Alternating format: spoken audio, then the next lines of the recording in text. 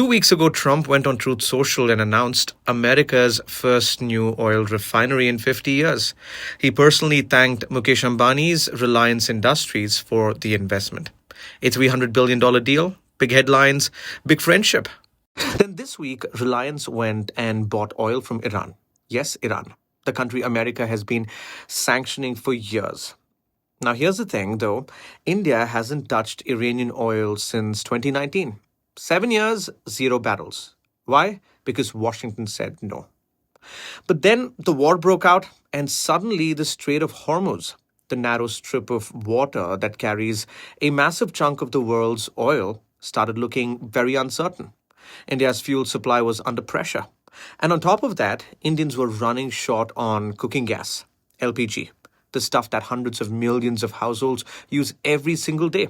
So India had a real problem on its hands.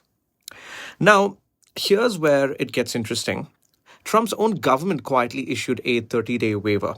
Basically said, okay, if there is Iranian oil already floating on ships at sea, loaded before March 20th, you can buy it. But you have to receive it before April 19th. That's the window. Reliance saw that window and walked straight through it. 5 million barrels bought directly from Iran's National Oil Company. And it wasn't even cheap. They paid a $7 per barrel premium over global prices. This wasn't a bargain hunt. This was a supply emergency. And remember, India had already grabbed over 40 million barrels of Russian crude this month through another US waiver. So India is basically buying every sanctioned barrel that America gives it permission to buy. Now, Reliance has come out and said, we didn't buy any Iranian oil. Full denial.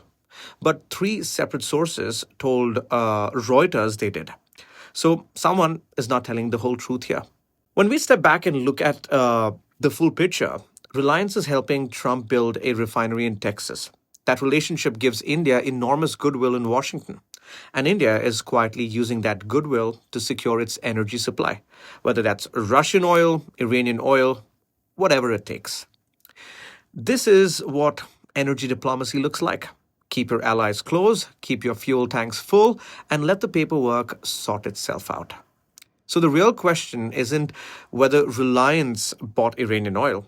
We already know the answer to that. The question is, how does a company simultaneously be Trump's biggest investment partner and buy oil from his biggest adversary?